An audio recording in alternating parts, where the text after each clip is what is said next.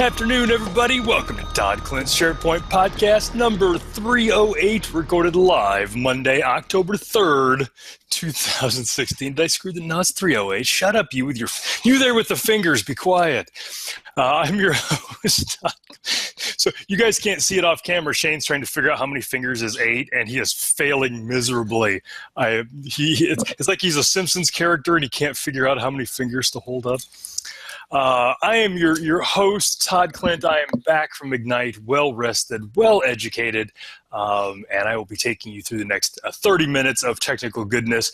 Unfortunately, as always, I've got my sidekick, that other guy. Take it away. For someone who's well-rested, you still got the bags under your eyes. You're looking a little rough for a well-rested guy. Maybe it's because you don't know how many 8 is. The parties at Ignite were pretty crazy, and they kept me up late at nights. And I got up early. I ran one morning with Jeff, and I had breakfast with the hooligans one morning. So I'm still kind of recovering a little bit from all the craziness. Well, don't worry. I was here hosting your show as usual, making sure the children were happy and were enjoying life. So, but broadcast excellence, continuing that tradition. Yes, thank you. Thank you. Hey, nothing is better than when I say live from Cincinnati. You know, people just perk up like, oh, it's not from Iowa. Yeah! I was thinking that was like a WKRP reference or something somewhere in there. But give them your information so we can get on with all that. Oh, this is where I go, hi, I'm Shane Young with Bold Zebras. These guys. And today's show is going to be all about Todd making an idiot of himself. So I can tell you have done this enough that I actually have in my Camtasia, I've got all the assets that I used to build this. I actually have an asset for Shane's dumb contact info. It's actually in there now. I got sick of typing it. So it's in there. Okay, so, and you know me, I'm Todd Klindt. You can hit me up at Todd Klindt on Twitter, todd.klindt@rackspace.com, at Todd Klindt on Instagram, though I don't post there. I got all that. And of course, toddklindt.com for the blog, youtube.com/Todd Klindt. Netcast. I just really like saying my name, apparently. But those are all the different ways you can get a hold of me. Well, you know, and speaking of you not posting on Instagram, when we get to that secret announcement that I have for you in here, whenever you're ready to do it, I've got some, like I said, life-changing information, and, you know, that all factors in. It is unfortunate for me that this is a family-friendly podcast, because when you told me earlier that you had a life-altering announcement to make, I was going to congratulate you on the transition.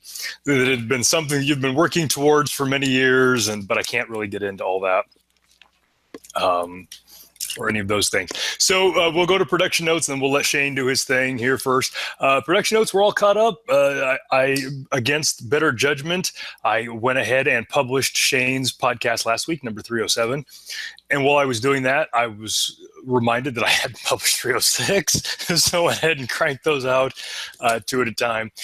So those are all out there. Fortunately, my sponsor, Rackspace, is not angered by any of this. They keep on letting me do this for an hour every week.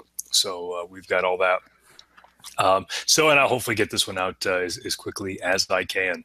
Okay, so it's not in the notes, Shane, but we'll start with the topics. What is your big important announcement?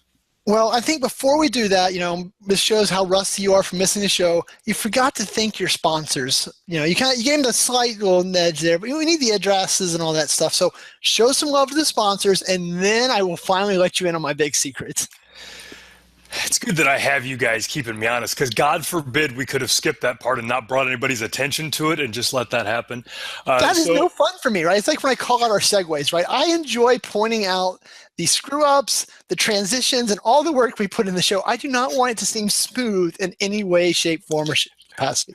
Don't want anybody to get the mistaken impression that we do any preparation whatsoever for this mess. So yes, absolutely not.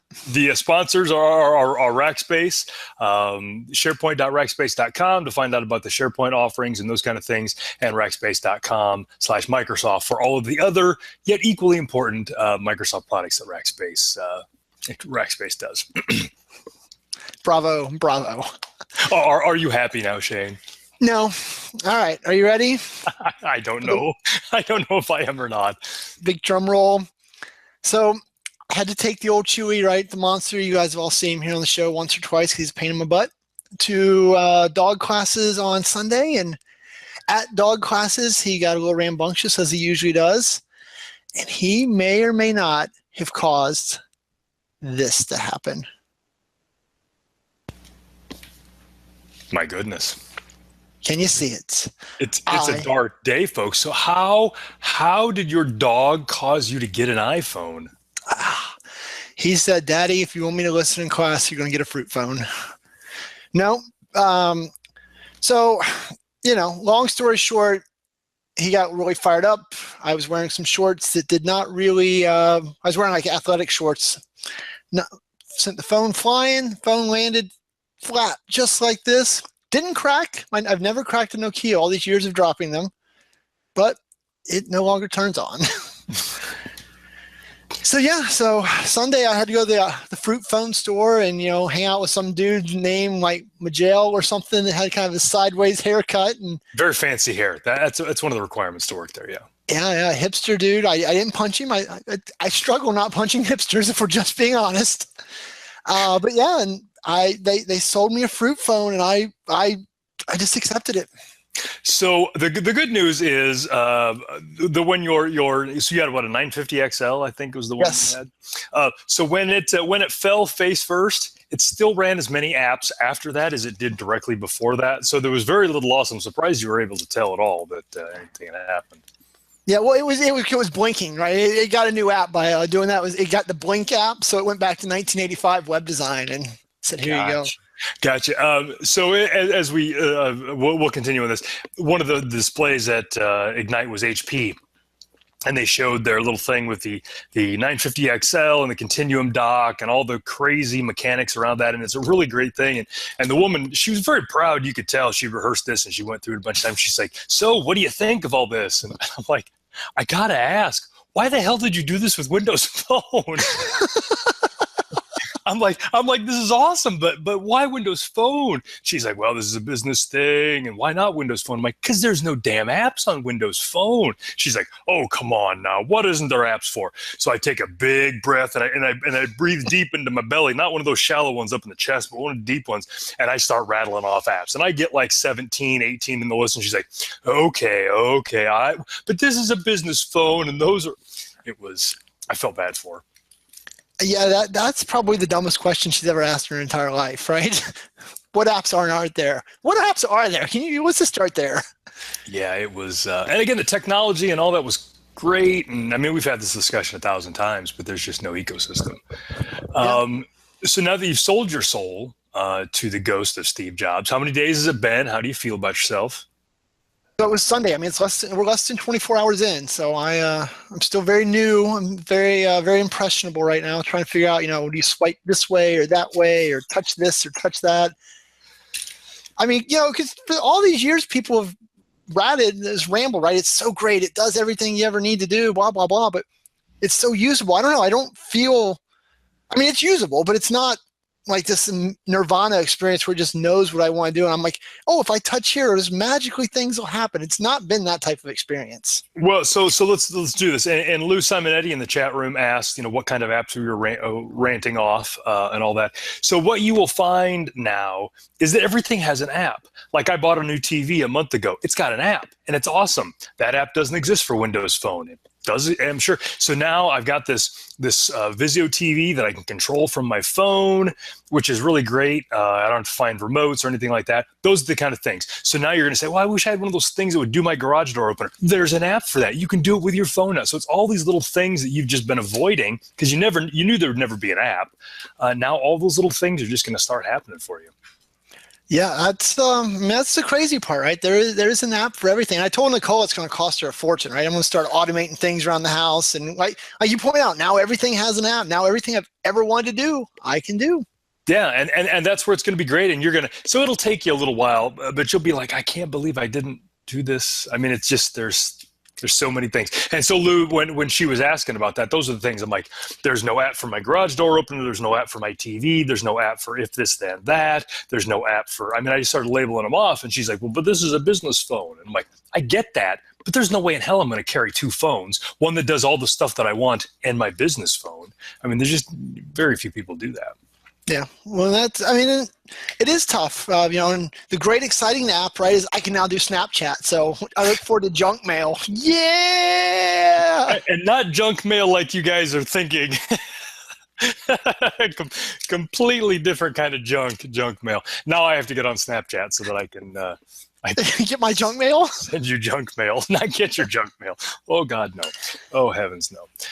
So I mean, it'll be interesting, and playing with it. It's so far so good. It does most of the things I wanted. It does have a do not disturb and that type of stuff, which I was worried about. Kind of that was a newer feature. I also jumped straight to iOS 10 because I didn't know what iOS 9 was. So I was like, well, I won't have any of those growing pains everyone else has. Yep. I'll be interested to see, and I know you already had some iPads, so you're not a complete newbie in the Apple infrastructure. Yep. Well, that's another thing I'm going to have to learn is right, the kids have 2 iPads, and they just both use one account, which is under one of my email addresses. So, and then Nicola's got a separate account. So now I've got a new separate account. So we'll probably have to split the kids apart, right? So we're going to kind of, I think, rewire the family infrastructure now that we've got now that Daddy's in the accepting of the I lifestyle. Well, yeah. So you from 1 year ago to 9 years ago would kick your butt right now if you could. Just so you know. I mean, I'm sad. I didn't want to do it, but at Ignite, Microsoft said, the Windows Phone is only for business. I'm like, well, I'm retired here, so what the hell do I need a business phone for? Yeah. True story. All right, so let's move on to some more Ignite stuff now that we've all recovered from the shock of Shane moving to an iPhone. Many things going on. So first off, somebody in the chat room, I can't remember who it was, asked about the lanyards. I have to tell a funny story about how I have not one but 2 different lanyards with my name on them.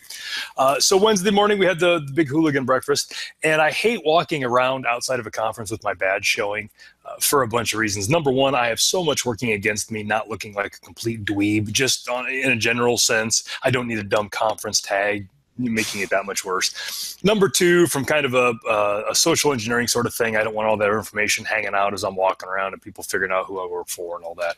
This way I can, push people into traffic without them being able to figure out, who I am. So normally when I get dressed in the morning, I put my badge on, but I put it under my shirt. And then another thing is when I get back to my room at night, I always put it back in my bag. So if I get to put it on under my shirt, when I get to the thing and they yell at me, I can just pull it out. All right. So Wednesday morning, we're having breakfast with hooligans. It's a little early. And Lori and I meet downstairs at the hotel. And she's like, oh, my God, where's your badge? You're not wearing your badge. I'm like, oh, my God, my badge. So I look in my bag. It's not in my bag. I run upstairs. It's not in my room. I run downstairs. It's still not in my bag. I freak out. But we don't have time to look for it because we got to go meet the hooligans for breakfast. So we go over to the convention center, and I go inside, and I go to the desk, and I'm like, I'm a big idiot. I lost my badge. And the guy's like, no problem. Give him my thing and all that kind of stuff. So he's printing me out another one, and he's like, well, I got to go find the printer just a second. It's printer number 26. I don't remember where 26 is at. So while we're waiting, as he's pacing back and forth, checking all these printers, I lean against the desk while I'm waiting. And as I lean against the desk, I feel my goddamn badge lean against my arm. It had been under my shirt the whole time. So, didn't want to look like a complete dork. So the guy brings me the badge. He's like, so if you find your other badge, go ahead and bring it back to us because we deactivated the first one. It's only the second one going to work. And I'm like, oh, well, if I do, in the unlikely event, I locate my old badge. Thanks, kind sir. And I put my other badge. So that's how I ended up having 2 of them. Old badge, new badge. It was so very embarrassing. I'm not there to keep you out of trouble, and this is what you do. You end up with an extra badge. Just a big yes. God bless it. So the good news is Shane and I have done this for a long time, 10 years probably. We keep all of our conference badges and you get them hanging someplace. When I moved, I've got a box of them. But now I have extras. Now I'm padding my numbers here. So that's one way to get ahead of me, right? Because since you're stuck with me for another year, my MVP has been renewed, right? And you were all excited. You're going to be like, finally, I've been an MVP longer than Shane. Nope. So maybe now you can have more badges than Shane. Maybe there's still life goals. I was finally hoping to be rid of you. So I had to tell that story because everybody. Yes, that was just a fun story. So some folks in the chat room I see were lucky recipients of the "I hugged Todd Klindt" stickers that we gave out at the conference. So anybody that came to the booth or a session or whatever and wanted an "I hugged Todd Klindt" sticker, I gave a couple of dozen of those out. I like to tell folks that it wasn't just, a sticker. It was more like a level of achievements, kind of like a video game. And the "I hugged Todd Klindt" was just the first of many achievements one could earn. I didn't have any takers on any other achievements. See, and I was thinking as Mike was a sex offender, stickers, right? So I've hugged Todd. This means I have diseases. You should stay away. There's now a 50-foot radius for people. That's what I was seeing in those stickers. It's tough to get people to wear a badge that just says, I exercise poor judgment. I mean, that one is just a tough one. But this whole "I hugged Todd Klint's kind of a proxy sticker for that. Mm-hmm. Achievement unlocked. I get it. So I've got a bunch. If you followed me on Twitter, I tried to get a picture of everybody who got one of those stickers and put it out there. I missed a few, but that was a good time. And I want everybody to know I had nothing to do with it. It was all Jason Himmelstein that put it together with a little help from Lori. But I was not trying to encourage people to touch me in any way, shape, or form, appropriate or otherwise.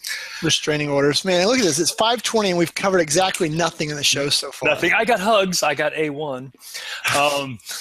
So as any big conference, so 23,000 people at Ignite, 23,000 attendees. It was massive. I think logistically it went off better than Chicago. I only had to take the shuttle once or twice maybe the whole week. I was able to walk. So I don't remember where you and I stayed when Tech Ed was down there, but it was somewhere. I think it was like the Embassy Suites or something. But I was at the Sheraton downtown, mile walk, something like that. So that was pretty good. Yeah, we had a decent little walk, right? It was across that park, right? The Centennial Park. Yeah. So that's when we saw Obama drove through, right? Messed up traffic for a couple hours. Yeah. Thanks, Obama. Is there nothing sacred with that guy. I know. And then I kept hoping. I mean, I had those snipers on the roof. I kept hoping one was just going to get a little practice on you and I'm at the end of this, but no. You kept doing that thing where you were pointing at me, trying to get their attention. Terrorist. That guy right over there. Yeah, you can't say that. You can't joke about that. Can I say bomb on the show? Is that allowed? Great. Now they're going to be rappelling down outside my windows any minute now. But Atlanta was nice because you could get around. There's a lot of stuff within walking distance of the convention center, which is something Chicago didn't have. I think the low point for me was the food. While they had hot breakfast, every day, the lunch was just a boxed lunch. And one day, so Tuesday, Jason and I had a session from 10:45 to noon, stuck around, chatted with folks, didn't get down to the meal hall until like 12:45. Not only did they only have boxed meals, but they only had the vegetarian boxed meals left at that time. Those of you that have eaten with me realize that that's almost like no lunch at all. But the dessert was like this little apple crisp thing. And I'm like, I suppose I can eat that. And then I got to the end of the table. There was no utensils. So I couldn't even eat the apple crisp because there was no forks. And then I'm like, well, the day's not a complete loss because I'll just get something to drink. And they had just refilled all the freezers, so all the drinks were warm. So they might as well just taken me out back and kicked me in the junk and just really gotten the whole thing. Man, I missed that. I would have, because I wouldn't have been able to go to all those fancy things. I'm like, hey, look, attendee lunch right here. Yeah, and so fortunately, I said I was meeting with somebody at that lunch, so that's why I couldn't just run off. But that day, Lori did walk over to Chick-fil-A and get me a sandwich, and that's why I sit before you today, because I was not dead. Having Chick-fil-A for dinner with the kids. Yeah. So the swag was good. I got me this fancy speaker T-shirt with my T-shirt logo. Polo. I got this fancy SharePoint hat that I can't wear with my headset. Got this fancy OneDrive tumbler that I almost just tried to show you and then spill water all over my desk. Barely missed that. So got all kinds of good stuff. The swag was good. It was a pretty good time. Was that OneDrive for personal or OneDrive for pleasure, OneDrive for business? This is just OneDrive for everybody. This is the whole thing because they're combining the clients now, so everything is kind of getting into that one thing. So before we go too much further, I did want to mention that the next Ignite, they announced that at the end, it's going to be in Orlando next year. My favorite place for conferences. We Um, haven't been in years. I mean, I know we were there every 6 months. I agreed with you, hated it then, but it's time to go back. I don't hate it as much as I did then. Yeah, it seemed like everything was there. But that's going to be September 25th through the 29th of 2017. You can already pre-register. I know people that have already started making hotel reservations for that week. So that's going to be down there. So try to keep this to like a half an hour, but there's a few things that I wanted to talk about that were announced at Ignite. I realize Shane probably talked about some of them last week because he did this after the big keynote. I didn't listen to Shane's podcast last week, so I'm big with that. I can get along without that. Sad face for you. Sad face for you. The big announcement for SharePoint folks was Microsoft announced Feature Pack 1. That is going to come out. So a little backstory, when they announced SharePoint 2016 last May, they mentioned they were going to quickly port things from SharePoint Online to SharePoint Server, and that they were going to do that the first half of 2017. And as they said, they lied. Feature Pack 1 will not come out to the beginning of 2017. It's going to come out in November. Yeah, it's the fastest they've ever released something, right? I mean, we were always worried they weren't as invested in 2016 on-prem as they used to be the other on-prem, but this is the fastest we've ever got new features. So in theory, they're more vested. Yeah, and I think that's the thing. And I remember it was SharePoint Conference 2012, where we thought SharePoint was dead. You know, we were really at a low point there. We've definitely come back up. Jeff Teeper's involved again, and that's definitely breathed a lot of new life into the SharePoint product.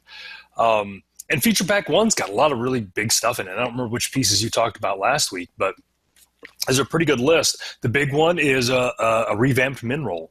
And that is interesting because that's something that we've whined about. MinRoll, in its current RTM status, takes too many servers for most folks. You need 8 servers to be highly available, starting at 8, probably more.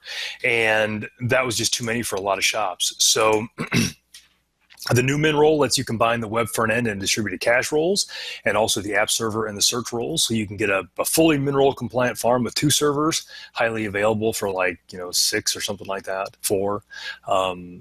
So that's big news. That's big news because it came out so quickly, and it's big news that doesn't benefit Microsoft. That doesn't benefit SharePoint Online. That is solely a SharePoint on-prem improvement. Yeah. Well, I think the other big news with the feature pack is, when they first kind of started talking about them, they said that they were only going to be available to someone with software assurance. They kind of made you feel like weird. And so with this announcement, what they actually pointed out, or they brought to light, was the feature pack will be available for everyone, but if you have software assurance, is the only way to get the OneDrive fancifulness that you're probably going to talk about next. But that will put us, I think, as admins in a weird spot, because you'll have people that have slightly different on-prem bits based on their licensing. I don't know how that'll actually work out. Yeah, I'm curious to see how that gets executed as well. But I agree that was another pleasant surprise, because they did say in May, if you don't have software assurance, you don't get the feature pack. And now they came out and said, well, we've got these 6 things and you get all but 1. So that was good. The other big one that came out was the hybrid taxonomy role. So that's new. So basically, this is a hybrid managed metadata service. And when you wire your on-prem farm up to your Office 365 tenant, essentially your Office 365 managed metadata becomes the master, and your on-prem becomes read-only. And so now you can have consistent terms across both environments. That had to be just complicated as all hell to figure out. So I'm guessing we're going to see some tweaks on that, because that's going to be a little wonky.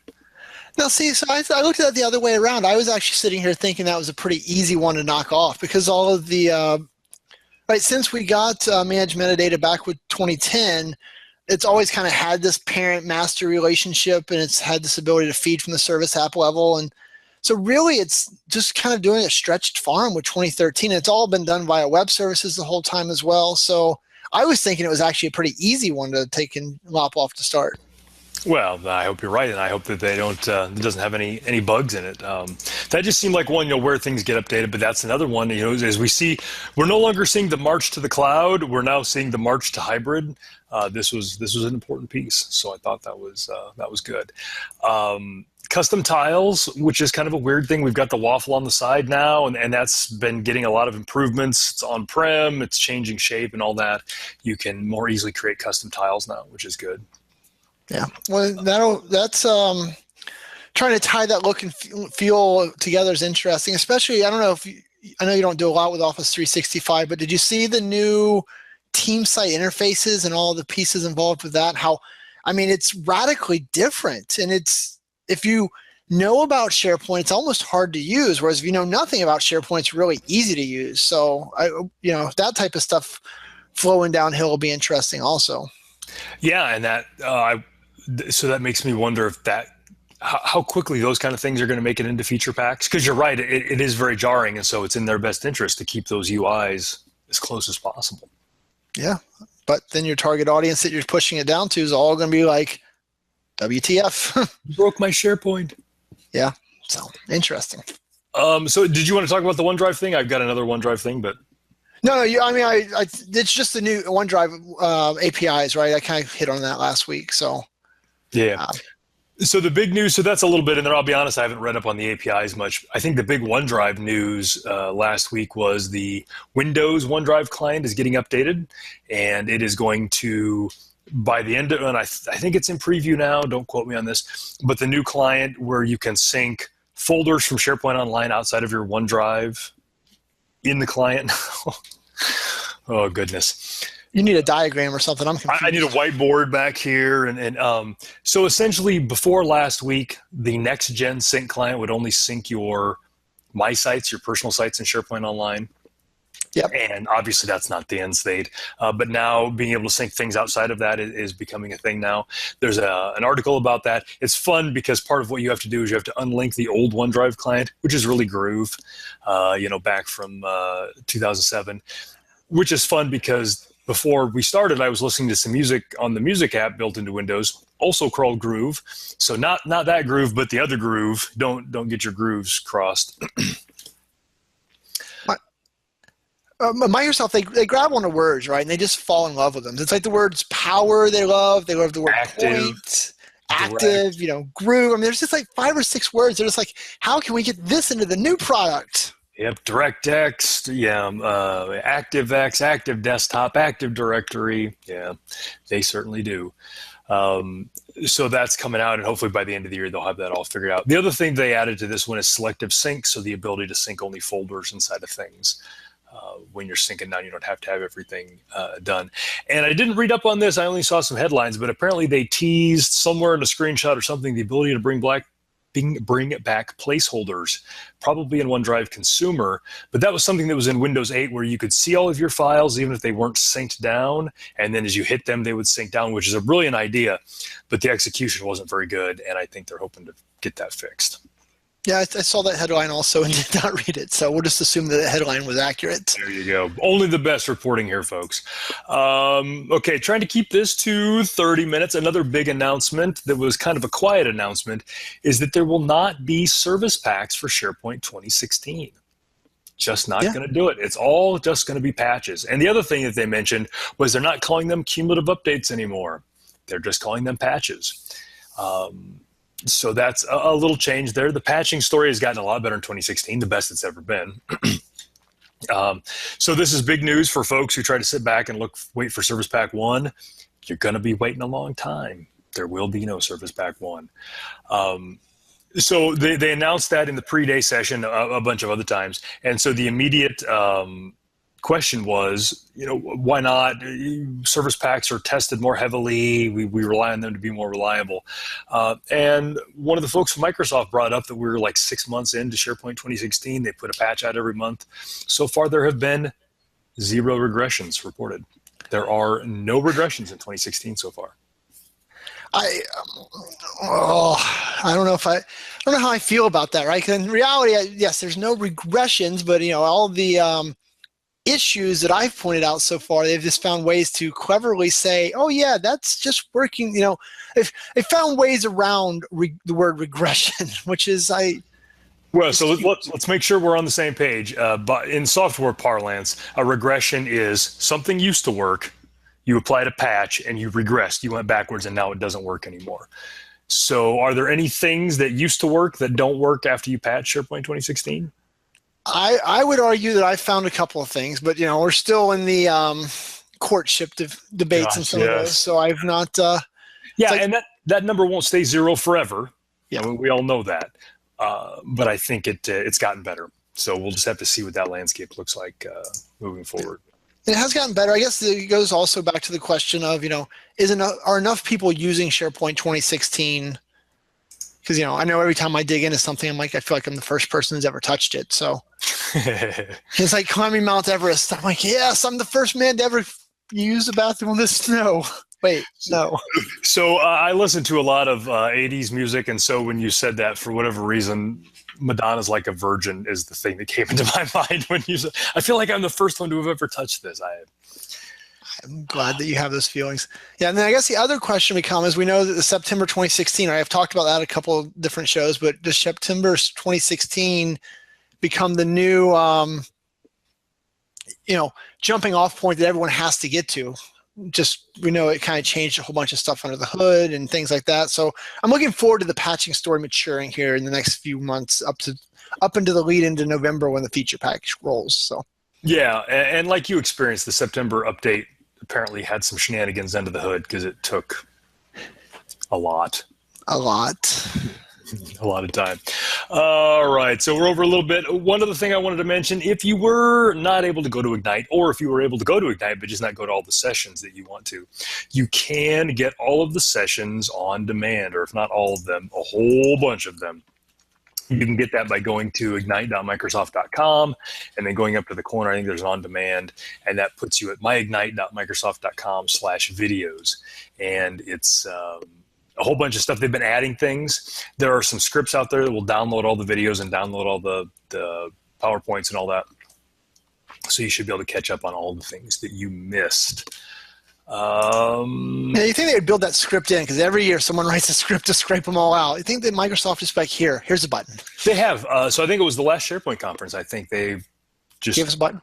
Yeah. Well, they didn't give a button, but they gave the script. It was Olaf or someone. I forget who it was, but it was some official. Somebody's like, here, do it this way so it doesn't kill our servers. Leave us alone. All right. What else we got? I think that's it. We got some stuff we'll talk about next week. I guess the only other thing, we kind of got this late breaking. This is anecdotal at best, but I think this was a Windows patch. Yes. KB 3194496. We have exactly one reported case of that causing some problems with Surface Pros.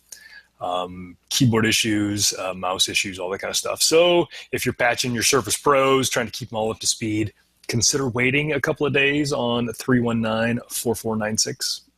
Well, the good news is that usually just throws itself down anyway, so I'll probably just wake up tomorrow with the patch, and I'll let you know if it blows up my Surface or not. Perfect. My Surface Pro is a Surface Pro 2. It may or may not be impacted by this. The deuce or the dose or whatever, I forget. All right, so we'll move on to self-promotion. I'm going to be in SharePoint Day Slovenia here in a couple of weeks. That's October 24th and 25th. You can sign up for that at SharePoint-dnevi.si. Tell them Todd sent you. That's in beautiful Bled, Slovenia. I'm very excited to go hang out with those folks. And then immediately after that, I'm going up to Stockholm for the SharePoint Exchange Forum. It's like the IT Unity SharePoint Exchange Forum now. Joran got set up with those guys. So unityconnect.com/SEF. You can still sign up for that. That's October 27th and 28th. In both of those events, I'm going to be doing a session on Azure AD and getting that all squared away with Office 365 and your on-prem Windows Active Directory and upgrade to SharePoint 2016. And then Shane, would you like to tell them the last one? Woohoo! I'm going to be doing ScarePoint Friday, Cincinnati edition. So if you're here local in Cincinnati, or you just want to drive to see me talk for the day, which is completely understandable. No one's ever done that. October 21st, I'll be doing one session on random admin stuff because I don't know what I'm doing yet. So I literally called it random admin stuff. And the other one's going to be talking about doing SharePoint and Azure and all the fun that entails. So come check it out. It's at the Great Wolf Lodge, so you can ride some water slides if the sessions are boring. That's always a plus. Yeah, don't forget to pack your Speedo. You're gonna need that. There you go. And speaking of Speedos, I've always got my YouTube channel. Come see me out there. The subscriber count is growing. Todd is turning blue at the sight of my Speedo, so life is good.